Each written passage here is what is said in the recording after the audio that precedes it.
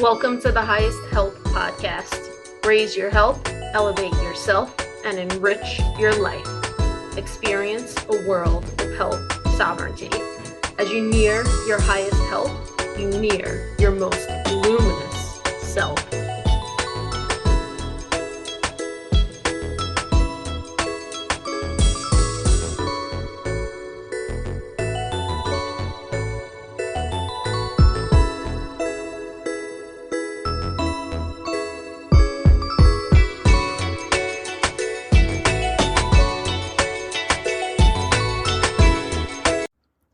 I am so excited to bring you today's guest, Taylor Collins from Force of Nature Meats.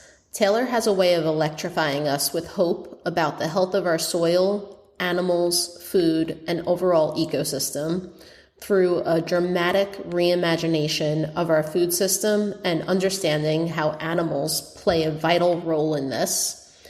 He is the founder of Rome Ranch, a multi-species regenerative ranch which once was a highly degraded, infertile piece of land due to conventional chemical agriculture methods. He is also one of the founders of Force of Nature Meats, a regenerative meat company and movement. They are one of my favorite sources of regenerative meat when I can't source it locally. I highly encourage you to check them out, both for the products they provide and the education they disseminate. I truly love this company. All right, let's head into the show now. Is honoring that animal through the consumption of that animal and being mindful about the gift, because that sacrifice, that's the ultimate gift. That animal is giving you the nourishment and the energy to pursue your own passions and your own interest and to be the best version of yourself. And so if you're not waking up every day being grateful for that gift, for that sacrifice, then that's desecration. And so we think about being very grateful for that, praying for that animal, thanking that animal before you eat it. But then also living your best life and being very intentional about that. And it's also utilizing the animal. So just, not eating like, hey, I like tenderloins. Cool. I'm going to eat tenderloins every night. But well, eat that whole animal, every single bit of it, the bones, the organs, the prime muscle meats, the grind, like that's how you really honor an animal. And so that's kind of how we think about it holistically. All right, everybody. Welcome back to the Highest Health Podcast. Today we have Taylor Collins from Force of Nature Meats on the show. And Taylor, I have to tell you, I think of your company as far more than a company that helps people access regenerative beef and other types of meat, but more so as a movement, because you guys really do a fantastic job about teaching the population topics such as like soil science, living connected to nature, regenerating the lands, honoring the cycles of nature, honoring the animal, and really bringing us as humans back to our roots as beings that are a part of nature instead of people who are separate from nature. So that's how I see you guys. And that is what I want our listeners to understand about your company as well. Well, thank you for having me on the podcast. And I'm so glad you're enjoying Force of Nature. I feel like we are equally as important a content creation company as we are a meat company. And, one of the reasons that we founded Force of Nature was to spread this message of hope.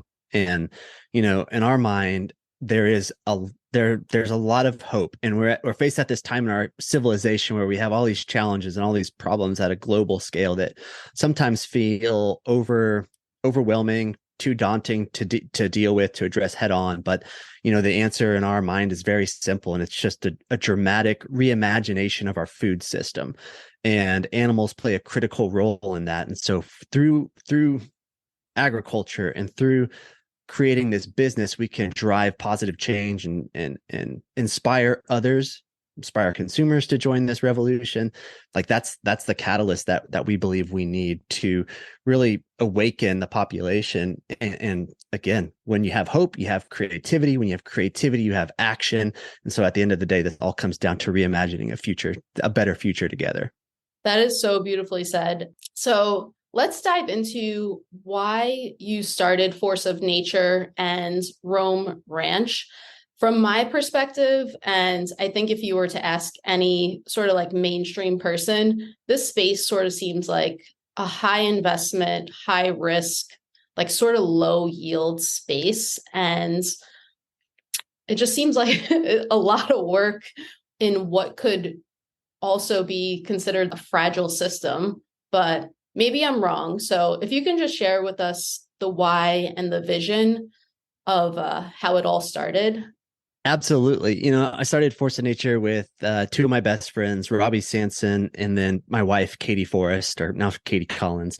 And before we started Force of Nature, which is a regenerative meat company that ships nationally, and you can buy it at all your natural grocery stores across the country, order it online. It's a pretty big company, but before that, my wife and I we started Rome Ranch, which is a multi-species regenerative ranch in Central Texas. So we're about an hour and a half from Austin, hour and a half from San Antonio, right in the heart of the hill country. And we purchased a piece of property that had been highly degraded through industrial conventional chemical agriculture.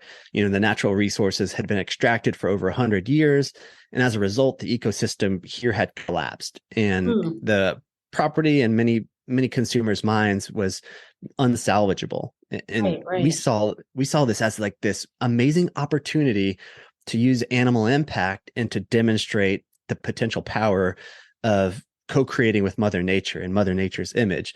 And so we bought Rome Ranch, and we've been using this place as not only an agriculture production ranch, like we sell meat, we have multiple revenue streams, we diversify our business here, but we also see it as a really important component for our community to gather and to demonstrate and to inspire others to join in our image, which is, again, the image of Mother Nature and how we manage land and how we co-create within her architecture and within her principles. And so we have Rome Ranch, and we have animals as these key species, truly keystone species like bison, who co-created our most fertile landscapes the planet has ever seen for millennia, right? It's like that positive animal impact and the evolution of these ruminant species and how they enriched our ecosystems forever.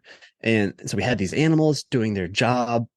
They were like our co-creating tools out here. And there came a point in time where we had to start harvesting them because they had fulfilled their biological role, which was to enrich our ecosystem. And their next transition in life was to enrich and to nourish consumers. So we had all these animals coming up that we needed to start harvesting. We have, 3,000 to 4,000 people come out and visit the ranch every year. And we had all these people saying like, hey, whenever you guys sell animals or have animals available, sign me up. I'll buy a half. I'll buy a whole animal, a bison, a turkey, a pig, whatever it is. I want to support the system. Yeah. And so we just said, well, you know what? Like we need a national scale answer. We need like a Rome Ranch, because there's Rome ranches all over the country. But what we observed is that the farmers and the ranchers, they're really good at managing their livestock, managing their land. But in many circumstances, they struggle with marketing and with retail and with selling.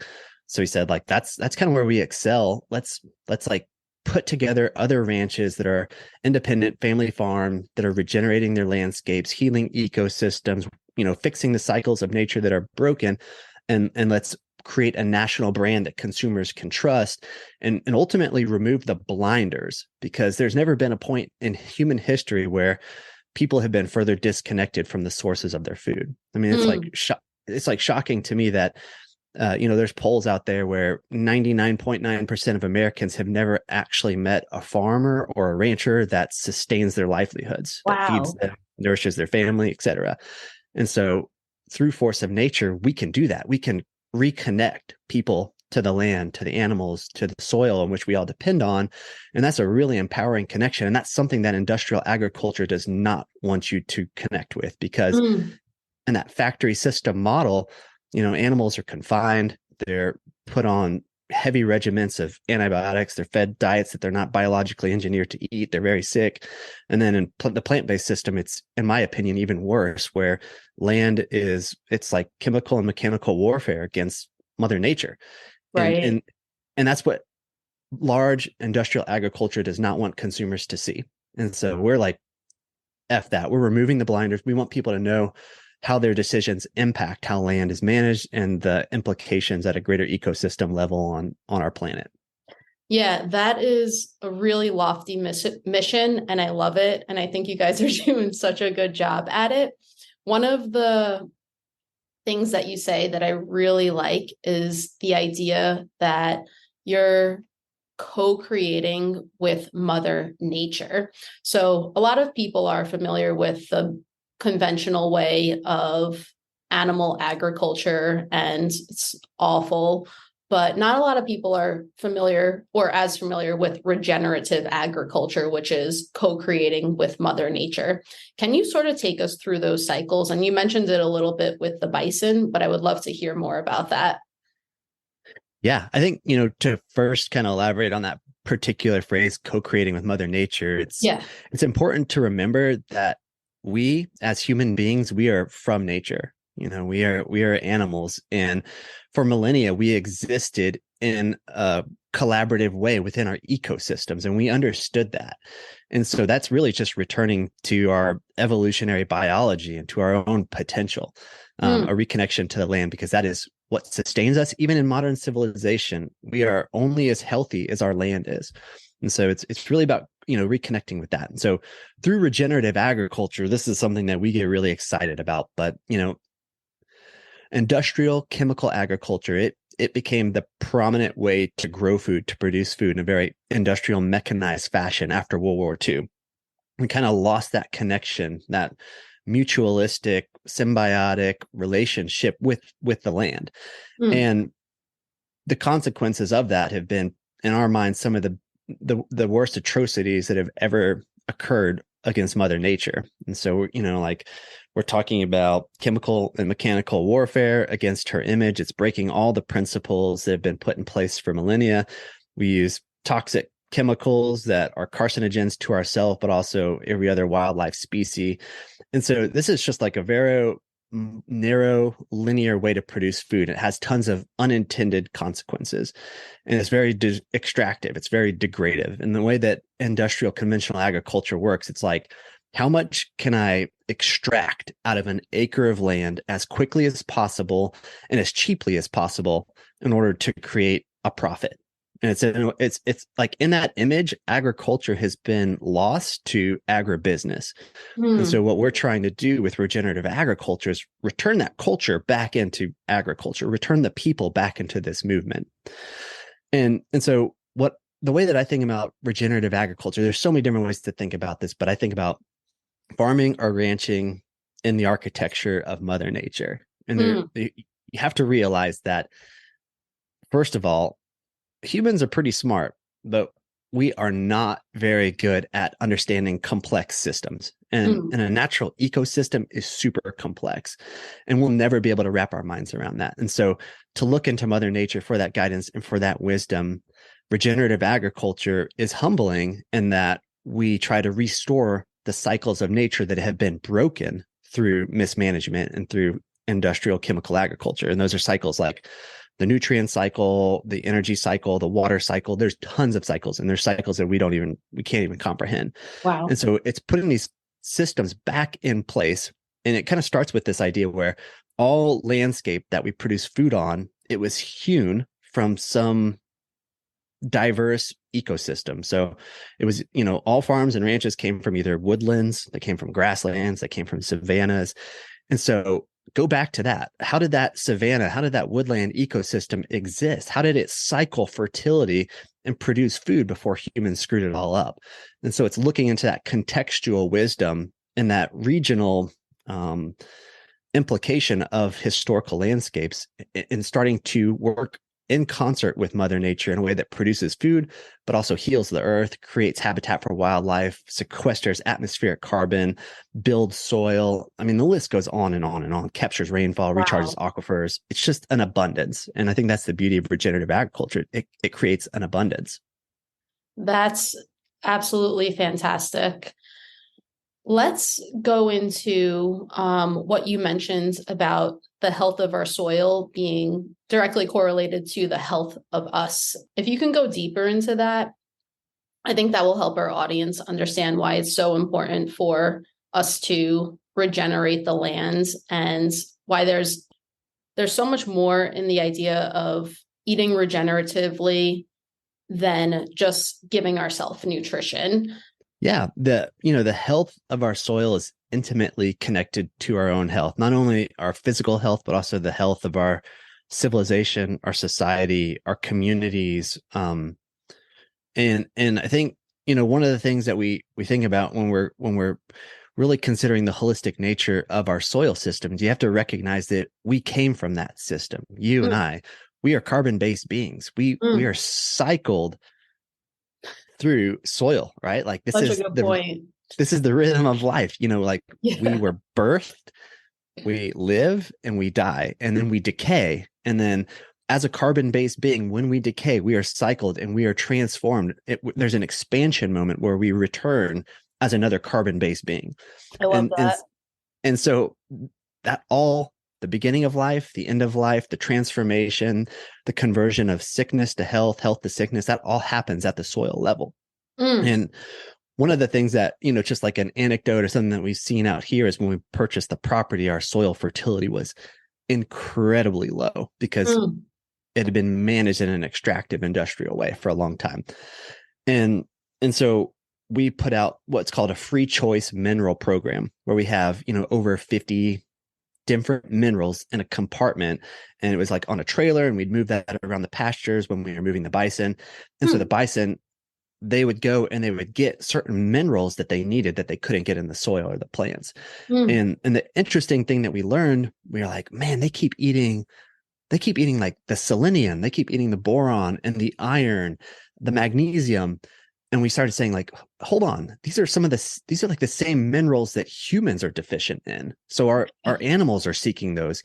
And so we took that back another step. We said, all right, let's start doing some plant tissue testing. Let's test the leaves of our grasses and our forbs out here. And sure as shit, those plants were deficient in those minerals. It's all connected, like these global minerals that humans are depleted in. Well, so are our animals, so are our plants. And the good news is that those minerals that are essential, they're foundations for life, they're still in our soil, but the biology, so the ecosystem that's living underneath the soil, that has to be intact to form the complex relationships that mine those and that fix those minerals and those nutrients and put them back in our plants, which go back in our animals, which go back into our own bodies. That is so incredible. I didn't know that that's how you guys first fed your livestock, like just essentially supplementing the minerals, right? Exactly. Yeah. And humans still do that, where it's like you supplement your own minerals and vitamins with vitamins. Absolutely. Yeah. When, like there's the old proverb, which is like, let food be thy medicine. But the problem is that because of conventional industrial agriculture, our food does not look like the food that our great grandparents ate. We've mined, we've depleted the ecosystem under the soil that actually fixes minerals and fixes nutrients. We've moved from a biological approach to growing food to a chemical approach to growing food. And in that chemical approach, those biological relationships are irrelevant. They're not needed. And so our food lacks the minerals, it lacks the vitamins, it lacks the wisdom that we need to heal our own body. And the same happens with our animals.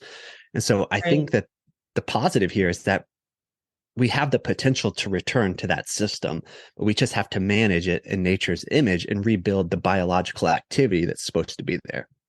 Yeah, it's mind-blowing, because you can talk to some people and they would just say, oh, like, this is an apple. Like, they don't know where, they probably don't know where it came from, and they don't understand the connection that it has to the soil that it grew from. But you're essentially just eating lifeless, nutrientless fiber and consuming chemicals instead of nutrients within that. I mean, it's crazy, but you like nailed it. In some statistics that are out there, and this is like people way smarter than me, but like 2 generations ago, I guess that would be like our great grandparents, and before that, for like every one orange or apple that they would eat, this generation, we have to eat 8 to 10 to get the same vitamins and minerals. And that's across the plant kingdom. And the meat industry is not exempt from that. So I've read that 2 generations ago, for every one chicken that our grandparents, great grandparents would eat, that we now have to eat 4 chickens to get the same Wow. vitamins and minerals. And so, Yeah. yeah, we've part of that is because of how we've extracted our natural resources and we haven't been cycling nutrition back into them. Another part of that is the complexity that we've selectively been breeding our animals and our plants, our crops, to be weak, sick, vulnerable beings that have the primary purpose of getting big and fat as quickly as possible on very conventional industrial, food products like grain, like soy and corn and things like that, that are void of nutrients and minerals. But again, like, the greatest excitement, what I've seen, is that Mother Nature's capacity for healing is greater than our own species' capacity for ignorance. And Mm. that is both represented, and it is seen on landscapes, and it is also represented in our own ability to heal our own systems and return to our own health. That's incredible. Can you say that one more time? I think that's really important and powerful. Yeah, I mean, it's so beautiful, and it provides me with so much hope. People are like, how do you stay motivated? And it's because I see this every single day. But it is that Mother Nature's capacity, her brilliance for forgiveness, for healing herself and for healing ourselves, exceeds our own species' ignorance and our lack of understanding. And so that's the silver lining. It's almost like, get out of the way, trust in Mother Nature, trust that she is self-healing, that she is resilient, that she is um, self-organizing, and then step back and co-create. And so that's really the message that keeps us going every day. That's so cool. I feel like when you said that, it just gave me so much energy and life just thinking about that idea. It's like we're so analytical as humans and we have this awareness and whatnot, but it still can't compete with the brilliance of Mother Nature and her capacity for knowing what to do and how to heal the land and us.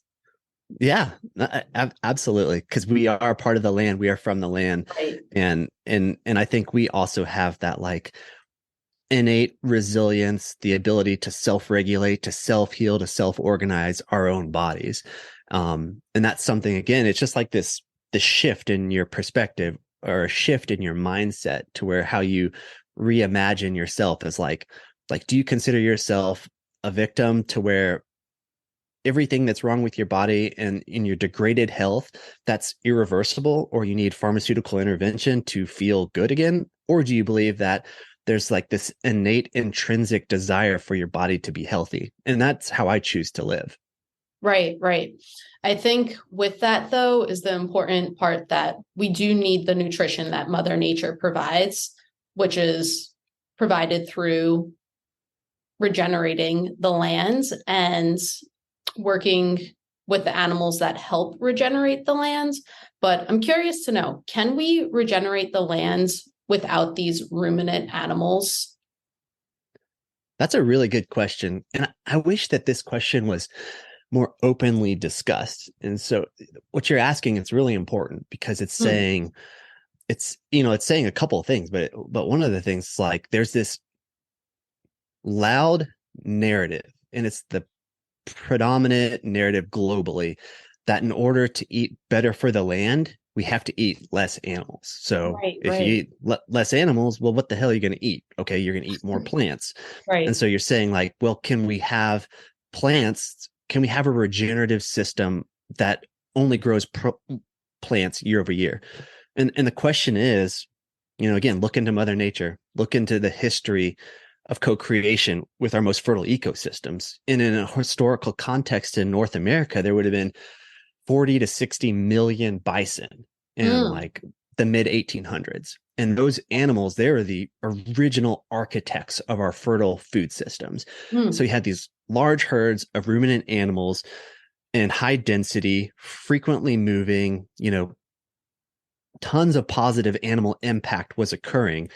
And that looked like their hoofs, they're spade shaped, so they're aerating the soil, they're breaking up cap soil, their bodies are full of seeds from where they wallow. And so every step they take, seeds are falling off their body. They're also seeding those with their own hoofs. So they're constantly spreading biodiversity of plant species. They're cycling carbon through their rumen, inoculating it with their own microbiome, which then goes back into the soil, enriches the own microbiome of the soil, and then plants grow back better and bigger with more nutrients the next season. And so what happens if you say, okay, well, that doesn't work in the modern context, let's remove all animals from the system? What happens to that grassland? And the problem is that grassland evolved with the large herds of ruminant animals like bison. It's like mutually symbiotic. And so if you remove the animals from the system, the plants and the soil suffer because you're not having the ruminant presence that cycles the fertility through the field. You're not getting that biological stimulus that creates the plants to grow even further and better the next season.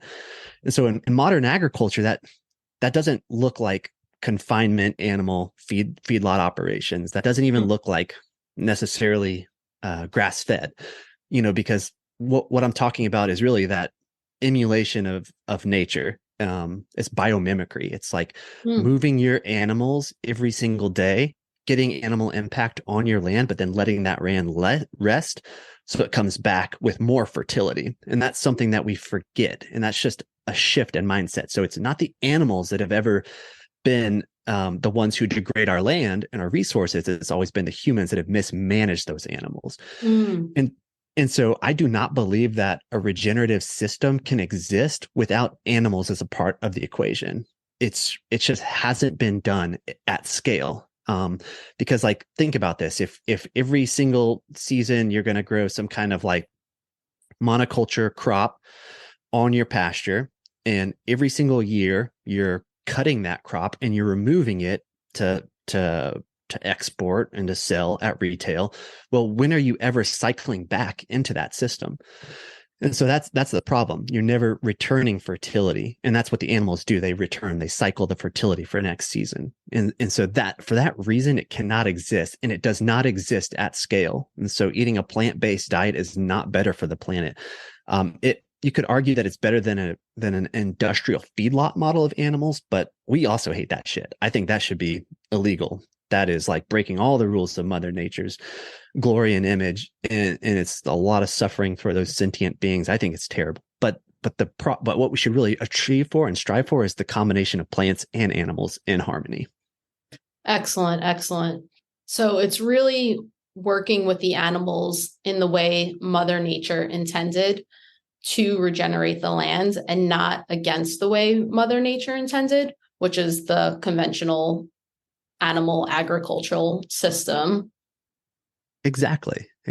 And like the majority of the planet is going to be like an ecosystem that is not conducive for plant-based agriculture. Like where I live in Central Texas, if you're going to try to feed our local population on plants, good luck. Like you are going to be starving and emaciated and malnourished and look like dog shit.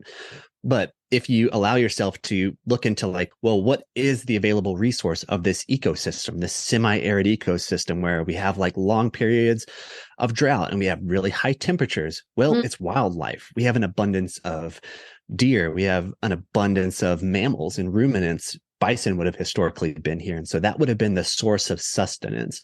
And so again, to say like, no, we need to get the animals off the ecosystem. Well, what the hell are we going to grow in the majority of our landscapes and majority of our agricultural land that is not conducive for that plant-based setting? Yeah, you would have to bring in all the chemicals to make it even mildly conducive to producing anything. And then whatever it does produce is going to be void of nutrients, and in turn make us void of nutrients, which essentially is like walking zombies, like people who have no energy and who are depressed and anxious. And it's because you're not getting the proper nutrition. Yeah. Oh man, you nailed it 1,000%.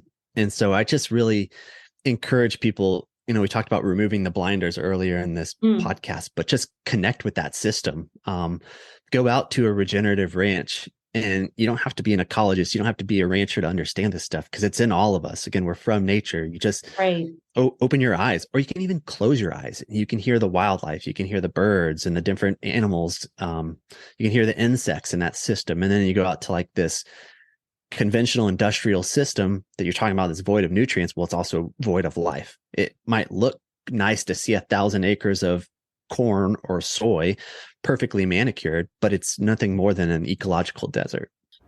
Perfectly manicured crops that are completely void of life, creating an ecological desert.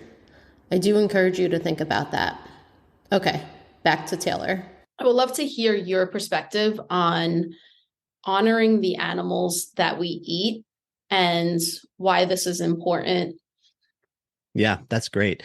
We think about honoring the animal in kind of three parts. And so the first part on how you truly show honor and reverence and respect for an animal is that you allow that animal to regenerate the land, which is you allow that animal to express its innate biological potential, to consume its species appropriate diet, and to interact with the land how that animal's ancestors had interacted with the land for millennia.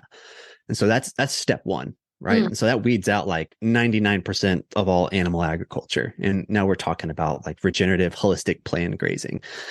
Then the second part of that equation is like how an animal dies is equally as important to how that animal lives. And so in an industrial setting, animals are typically loaded onto trailers. They sometimes are shipped halfway across the country. Like the last load of bison that we took to our local processor in Texas, there was a 18-wheeler full of bison that came from North Dakota. And so the thing about that transportation of animals is it's very stressful on them. They're sentient beings. They have spikes in cortisol and adrenaline, and it's very scary because those bison that came from the Dakotas, they had been out on pasture for 3 years. They were born on that ranch, and so for them at the very end of their life cycle to be shipped across the country, that's off. That just doesn't make sense. That's not right. And so those animals are typically unloaded from the trailers, already really stressed out. Then they're put in this kind of like industrial slaughter plant where it's highly mechanized. It's all about efficiency. The animals are entering into rooms with artificial lights, with concrete floors. They're sentient beings. They understand that this is not right. They are listening to their own members of their own community that are ahead of them in the assembly line being stressed out.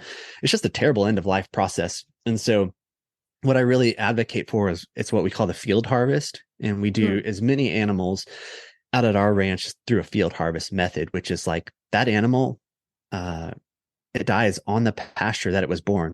It dies with its community. In many circumstances, it dies with its favorite food in its mouth. And it's a single shot to the skull.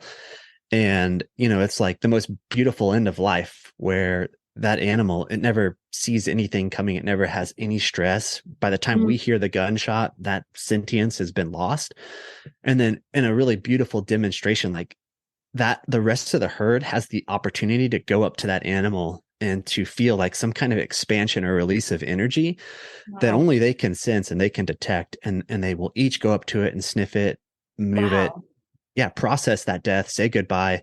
Very emotional, but really special experience. And then that's like the best end of life transition, because like if I said, Natasha, you're going to die, I'm going to die. What way sounds better for you? And like for me, like when I think about how animals are treated, like that first option where they're taken to a slaughter plant and it's like removed from their biological setting, super stressful. That's like, to me, like, do you want to die in a hospital without any of your family members under artificial light, synthetic environments? Everything is sterilized with strangers probably wearing masks. Like, does that sound good to you? Hell no. What about the other option where it's like you could die with your best friends at your home with your favorite meal, and then it's lights out. You don't feel anything. It's pretty apparent which system's better. And so like that's the second phase of how you really honor an animal. That's beautiful. Yeah. And then the third and the most, they're all important, but the third and the most I would say important is honoring that animal through the consumption of that animal and being mindful about the gift, because that sacrifice, that's the ultimate gift. That animal is giving you the nourishment and the energy to pursue your own passions and your own interest and to be the best version of yourself. And Mm-hmm. so if you're not waking up every day being grateful for that gift, for that sacrifice, then that's desecration. And so we think about being very grateful for that, praying for that animal, thanking that animal before you eat it. But then also living your best life and being very intentional about that. And it's also utilizing the animal. So just, not eating like, hey, I like tenderloins. Cool. I'm going to eat Mm. tenderloins every night. But well, eat that whole animal, every single bit of it, the bones, the organs, the prime muscle meats, the grind. Like that's how you really honor an animal. And so that's kind of how we think about it holistically. And we do a lot of events out here at the ranch where it's, the intention, the purpose is to give people that experience, to teach them how to honor an animal through life and to death, and to reconnect them to that. And so, that's something really cool that we do. If you go to roamranch.com and go to our events page, we do about 15 of these public community bison harvest a year. That is so fantastic. Exposing people to the cycle that you walked us through and the honoring of the animal that you walked us through, like giving them the opportunity to actually experience that viscerally. I think that's so powerful. And I think it does change your energy and your own frequency when you see it in person. That's a really cool experience. Yeah. And likewise, if you want to eat a plant-based diet, go out to a farm where your plant-based diet comes from, because even if you're shopping at Whole Foods or natural grocers or any national organic retail chain, that is all sourced from monoculture agriculture, which is highly degradative, highly extractive, highly mechanized, and even if it's organic. And so, I just think it comes back to reconnecting in whatever form, whatever way you choose to nourish your body, really understand that system. And I really feel like when you look at both of those systems, it becomes abundantly clear that if you want to eat in a way that enriches the planet, that, heals ecosystems, that provides the highest nutrient density, that eating animals from regeneratively managed ecosystems is the highest tier. It's the highest calling. Absolutely. When you were taking us through the honoring of the animal, what came to mind was, and you mentioned this earlier, is you give the opportunity to the animal to express themselves at their highest nature, which is providing the land that they need to graze on, providing the most minerals for them, allowing them to be harvested in the most beautiful way amongst their herd, and allowing the herd to say goodbye. And then you took us into the idea that once they are harvested, we get to consume them and use their nutrients to express at our highest potential. So there's this notion in my head that us as humans have a certain potential that only we can fill. The animals can't fill the potential that humans can fill. And then animals have a certain potential when they're cared for properly that only they can fill. And I think that's an important point, because I think people get lost in this whole notion that we shouldn't kill animals for our consumption. But I think there's that notion of like, we need their nutrients to express at our highest is lost. And by ignoring that fact, we're not expressing our highest, and that's not what Mother Nature intended. And then we're also operating in a system that destroys the land, which is not what Mother Nature intended. So I think that's an important point. The other point I was trying to drive here is that through the consumption of a properly raised and harvested animal, we allow the animal to fulfill its highest expression by nourishing other species. Okay, back to the show.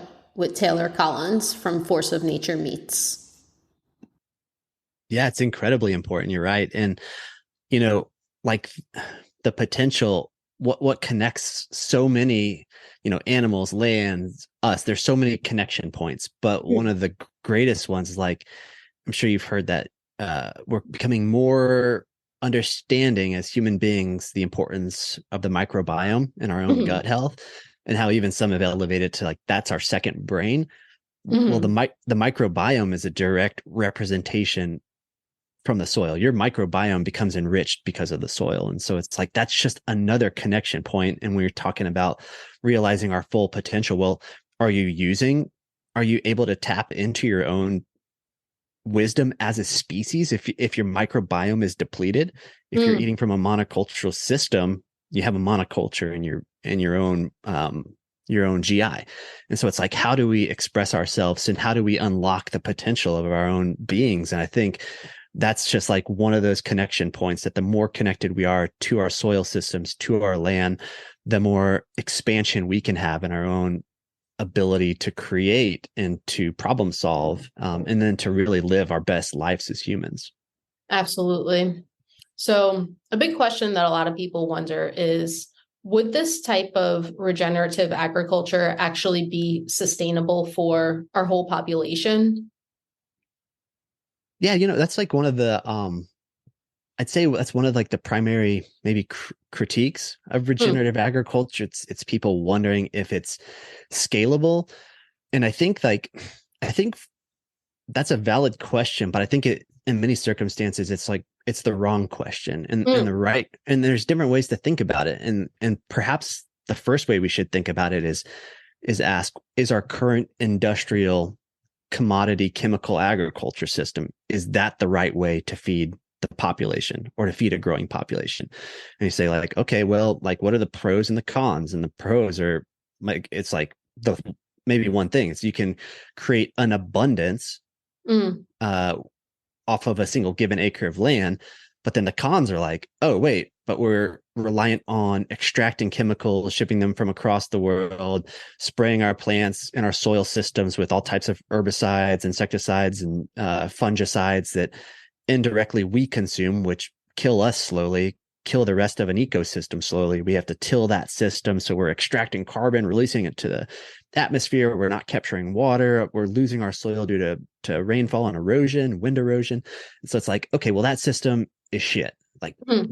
we can all agree on that holistically. If the goal is to feed as many people on as few acres of land as possible, that system can work. But I don't think that should be our goal. I think our goal should be like, how do we optimize our own human experience and our own nutrition, as well as enriching and uplifting an entire ecosystem and all these cycles of nature? And so that's one way to think about it. And then the other way to think about it's like, okay, out on my ranch and many of the other regenerative ranches that are out there that I've visited across the world, in our context, we are raising 5 times more animals per acre than anyone else in our community.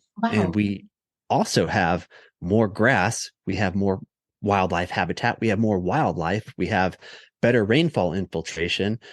Um, and so it's not like this idea where more animals means less natural resources. It's the opposite, because we're managing our animals differently. So I can raise more animals per acre than anyone else in my area because of how I'm managing. And so then you Mm. say like, okay, well, can I feed my community? And the answer is yes. I can feed my community. I can feed my family no matter what.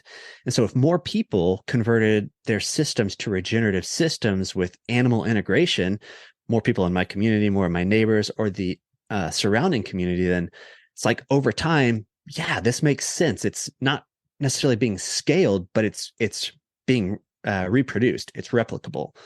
And so I also think that like the problem with the original question, like, can we feed a growing population or population with regenerative agriculture?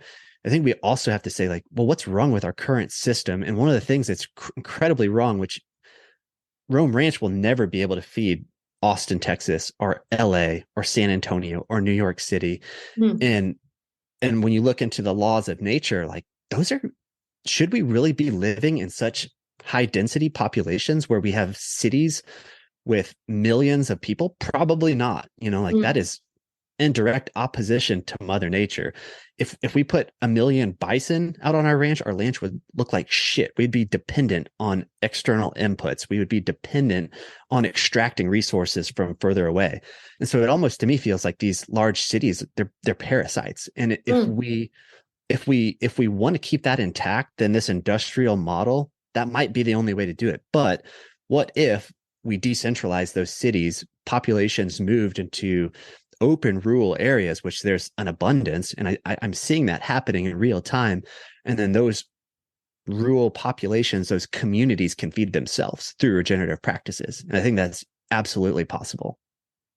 That is so beautifully said. Living in a way that aligns with Mother Nature. Would you say it takes to run a company like Force of Nature Meats? Yeah, we set out to do something that when we signed up for it, we knew it was going to be incredibly challenging, which is to go directly in opposition to industrial agriculture, which is, I mean, that's like it's like the David versus Goliath story. And there's no way in hell as David, the underdogs, that we're going to slay Goliath. Like it's just not going to happen with Yeah. industrial agriculture. This is just like so deeply ingrained in the global economics and the distribution of wealth and resources.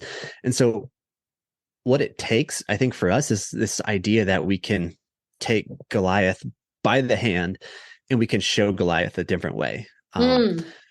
And as a business, as a small startup, again, we're like an independent business, family run. It takes a lot of perseverance, and it takes a lot of tackling some of the biggest issues that we're faced with as a civilization, and restoring hope. And it's through that hope, through removing blinders, that we think we can inspire others to join us. And so, like, not only is it challenging, but it just takes an unwavering belief that this is a path towards a better future for our kids, for their kids, for all humanity. Amazing. Another question that I have is, from a consumer perspective, a lot of what you'll hear is, oh, that meat is too expensive. And I have my own answers to this, but I would love to hear your answer of why we should be placing a premium on the quality of meat that we buy, and why we shouldn't really be looking for cheap meat. And that's my opinion. Yeah, that's an awesome question. And we get asked that all the time. And, it's just, again, it's a shift in your mindset. And it's really like, well, what are your values? And just because something is cheap doesn't mean that it's good for you. And so I think that, like, the first idea here is really reconsidering the cost of really nourishing regenerative meat. And so, like, on a dollar per ounce basis, you could take like regeneratively raised grass-fed beef at $10 a pound, and it's like 60 or 70 cents an ounce. And so, like, that's like a starting point. You're like, okay, well, like, go to your grocery store, go to your gas station, and look at what people are purchasing. And you see things like chips that are fried in disgusting seed oils, like half an ounce bag for $2-3. Like, what? Okay, hold on. Regenerative grass-fed ground beef is a way higher value.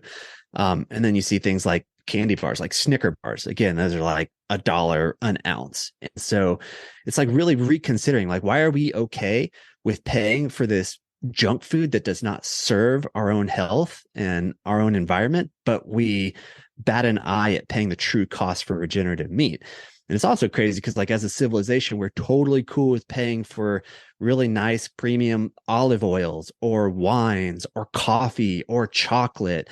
And it's just like, why can we not? Why are we okay paying for these artisan crafted products, but we still don't want to pay for meat, when meat is arguably the highest nutrient density product we could be putting in our body out of anything out there? And so it's just like, you like have to start kind of reworking how we're hardwired and how we've been conditioned to think about meat in the expense of nourishing our own bodies. Yeah, that's such a good point. Like we don't have the concept in our society that meat is the most nutrient dense food out there for us. To your point of us going to gas stations and purchasing these really cheap foods, like all that circles through my mind is like we're like I don't care if I'm spending $1 or $10 or $20. Like if I'm spending $4 on food that is poison, it's $4 too much. Like why would I pay to poison myself is like one of the thoughts that comes to my mind. And then the other thought is we also have to think of how much is lost when we don't eat food that is the most nutrient dense food for us to express at our highest. Like there's so much energy and potential that we can't even fathom. Like I think we don't even understand how much potential lies within us. And I think when we are nutrient depleted, that concept is not even a thought in our head. Yeah, that's a really good point. And just like hearing you kind of riff on that made me even think about like we're totally cool with paying, $40 to $80 for a month's supply of vitamins Mm, to express our highest potential or to like have the ability to feel better, more energy, more cognitive clarity. But it's like, hold on, that's again that's extracted resources. That's been highly processed, highly mm, industrialized. What if you just got your vitamins from meat, as the creator designed? And so yeah, like, and you even touched on a really good point, which is like, okay, you have the shelf cost, which that's one way to really decide the value of something. But then you also have your like expenses that aren't represented on the price tag, which is like the right. expense to your own health, the expense to the environment that we're going to leave for our children and their children. Yeah. Um, Yeah. and when you do the true cost accounting, it's an absolute no brainer. We're just deferring that cost until later in life, which it's going to be charged to you. It's going to be charged to the environment. And so I would rather pay the full cost now and live at my highest potential than start degrading when I'm in my 30s, 40s, 50s, and just being propped alive by a Western medical model that, yes, you're alive, but are you really truly living? I don't know. Yeah, no, that's so powerful. I think what sums it up nicely is like we can choose these foods and lifestyles that support us to be contributors to a beautiful society and ecosystem, or we can choose these foods and lifestyles that actually burden us and burden our ecosystems. We really like the cost is so compounding and it's just like we really can't even calculate how big of a cost it is. And then the contrary is like it's hard. It's we can't calculate how big of a impact we can make on the positive side of things.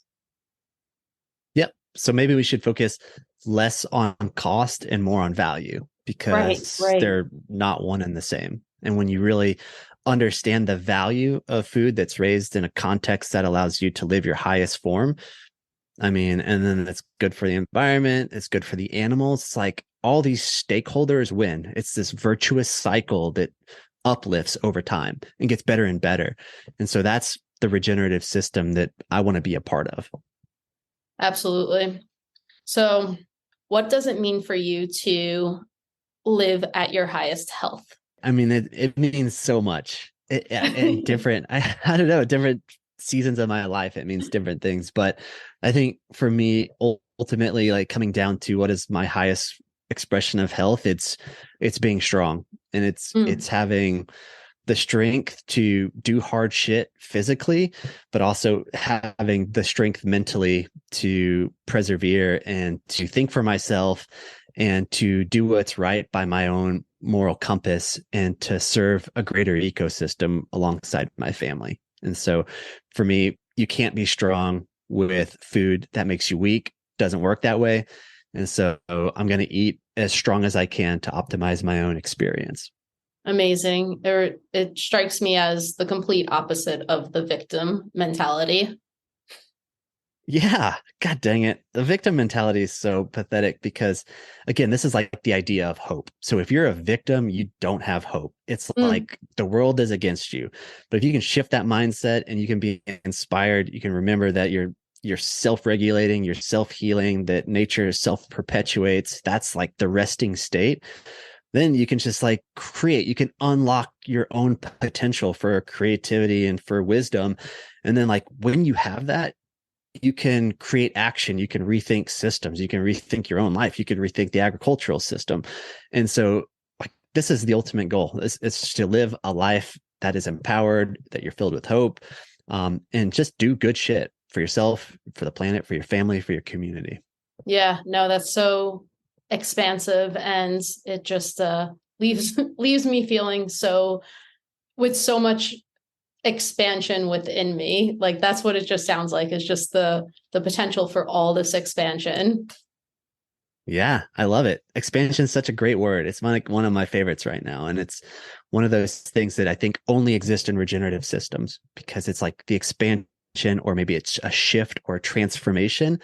But, it's like that cycle that we talked about: birth, life, death, decay. Well, there's an expansion after death and decay, and new life is formed.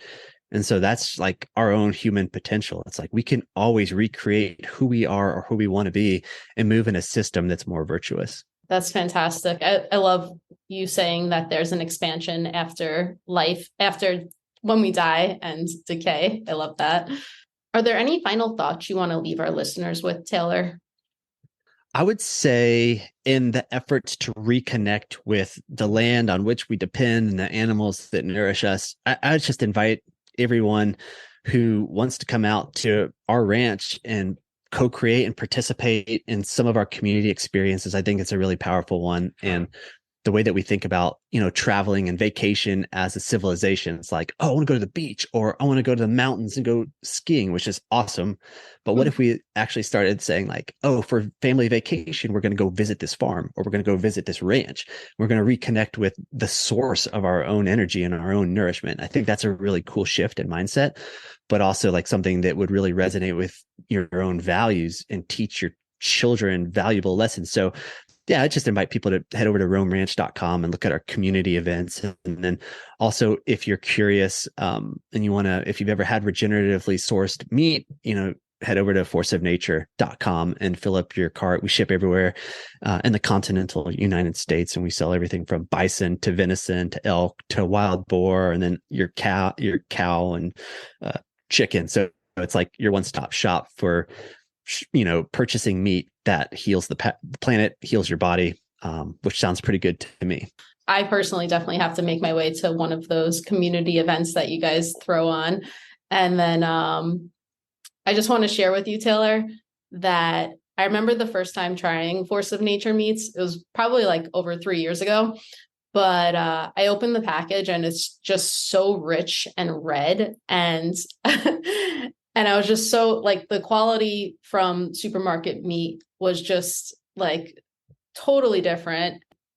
And then I remember this one instant where I just got off of a work meeting that was kind of draining, and I was feeling down and low. And I had some of the venison and I was like ready for a dance party. And I specifically remember it because I was telling my friend, I was like, never mind, I'm better. I literally just ate some venison and I feel amazing.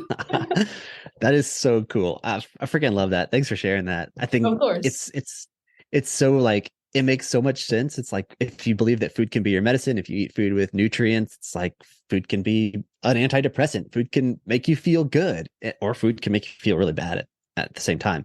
And so that's just a cool testimony. So I'm so glad you enjoyed it. And thank you for supporting us and being a part of this entire system. And thanks for using your platform and everything that you're doing right now on the Highest Health podcast to help kind of celebrate this message of hope and this journey that we're all on together. My pleasure. It's my honor, really. All right, Taylor. Where can people go to find these events and learn more about regenerative agriculture? Yep. Head over to forceofnature.com. We have a really great mailing list, so we'll keep you up to date on all the cool stuff that we're putting together. You can follow us at Rome Ranch on Instagram or Force of Nature on Instagram. It's really like positive, uplifting, inspiring messages. You're never going to get like doom and gloom, doomsday stuff coming out of us. And then I have a podcast that I started recently called Where Hope Grows, and check that out. It's like inspiring stories of land stewards, ranchers, farmers, people on the front lines of regenerative agriculture. And so definitely invite you to listen to that too if you want to dig deeper and do a deep dive. Awesome. I got to give you a little side note here, Taylor, I was just noticing my water bottle is filled with all of these fun marketing stickers from you guys. So that's just like another little perk when you purchase from you guys is like you get these cool stickers, and but only purchase if there's not like a local regenerative ranch, but yeah, you will get exactly stickers. Dude, those stickers are cool. I love the one of the like the queen riding the bison. That's my favorite too. Her shepherdess hook. Yeah. That's so badass. I'm so glad you have that. Yeah. You're ready. Your hydration is optimized. Totally. Well, thank you so much. Yeah, you better hit us up if you're ever in Texas too. Yeah, come on out. We'd love to host you. That would be amazing. That would just totally light me up. Catch you on the other side. Yep. Thanks, Natasha. Thank you for listening to Highest Help. If you gained value from today's episode, leave a review, share with a friend, or post on social media. If you're interested in achieving your highest help or already pursuing it, send me a DM. I'd love to hear from you.